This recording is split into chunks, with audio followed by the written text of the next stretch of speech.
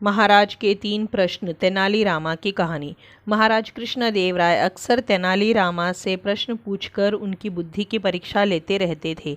एक दिन उन्होंने 3 प्रश्न तेनालीरामा के समक्ष रखे। वे प्रश्न थे, ईश्वर कहाँ रहता है, ईश्वर कैसे मिलता है, ईश्वर क्या करता है। प्रश्न सुनकर तेनालीरामा ने कहा, महाराज मैं इस प्रश्न पर उत्तर सोच विचार कर कल दूंगा। महाराज ने तेनालीरामा को दूसरे दिन तक का समय दे दिया। घर जाकर तेनालीरामा इस प्रश्न पर सोच विचार करने लगे। पिता को विचार मग्न देख तेनालीरामा के पुत्र से रहा न गया और वह पूछ बैठा, पिताजी क्या बात है? आपने जब से घर में प्रवेश किया है तब से सोच में डूबे हुए हैं। तेनालीरामा ने महाराज द्वारा पूछे गए प्रश्न अपने पुत्र को बताया। प्रश्न सुनकर वह बोला, पिताजी इन प्रश्नों का उत्तर महाराज को मैं दूंगा। आप कल मुझे अपने साथ दरबार ले चलिएगा। तेनालीरामा राजी हो गए। अगले दिन वह अपने पुत्र को साथ लेकर दरबार पहुँचे। तेनालीरामा को पुत्र के साथ आया देख महाराज सहित सारे दरबारी हैरान थे। तेनालीरामा और उनके पुत्र ने महाराज को प्रणाम किया। फिर तेनालीरामा बोले, महाराज मैंने आपके द्वारा पूछे गए प्रश्न अपने पुत्र को बताए। वह उन प्रश्नों के उत्तर देना चाहता है, इसलिए मैं उसे अपने साथ दरबार ले आया। इतना कहने के बाद तेनालीरामा ने अपने पुत्र को महाराज के सामने कर दिया। तेनालीरामा के पुत्र ने महाराज से कहा, महाराज आपके पहले प्रश्न का उत्तर देने के पूर्व मैं चाहता हूँ कि आप सेवक से कहकर शक्कर घुला हुआ दूध मंगवाए। कुछ देर में एक सेवक शक्कर घुला दूध लेकर हाजिर हुआ। तेनालीरामा के पुत्र ने कहा, महाराज जरा इस दूध को चखकर बताइए कि इसका स्वाद कैसा है।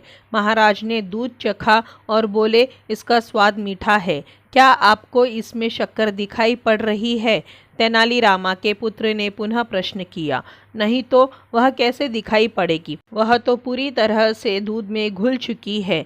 महाराज बोले, जी महाराज, ठीक इसी तरह ईश्वर भी संसार की हर वस्तुओं में रचा बसा हुआ है। यदि उनकी खोज करे तो वह हर वस्तुओं में मिलेगा। इसके बाद तेनालीरामा के पुत्र ने दही मंगवाकर महाराज से पूछा, महाराज क्या इस दही में मक्खन दिखाई दे रहा है? मक्खन तो दही मथने के बाद ही दिखाई पड़ेगा। महाराज बोले, जी महाराज, ठीक इसी तरह ईश्वर की प्राप्ति गहन मंथन के उपरांत ही हो सकती है। ये आपके दूसरे प्रश्न का उत्तर है। दोनों उत्तरों से संतुष्ट होने के उपरांत महाराज ने तीसरे प्रश्न का उत्तर पूछा। इस पर तेनालीरामा के पुत्र ने कहा, महाराज इस प्रश्न का उत्तर मैं तभी दे पाऊंगा जब आप मुझे अपना गुरु मान लेंगे। ऐसी बात है तो मैं तुम्हें अपना गुरु मानता हूँ। महाराज बोले, अब जब आपने मुझे अपना गुरु मान लिया है तो आप मेरे शिष्य हुए, लेकिन गुरु तो शिष्य से ऊंचे स्थान पर विराजमान होता है। यह सुनकर महाराज सिंहासन से उठ खड़े हुए और तेनालीरामा के पुत्र को सिंहासन पर बिठा दिया। वे स्वयं नीचे आकर बैठ गए। महाराज के सिंहासन पर बैठकर तेनालीरामा का पुत्र बोला, महाराज ईश्वर की यही लीला है। वह एक क्षण में राजा को रंक और रंक को राजा बना देता है।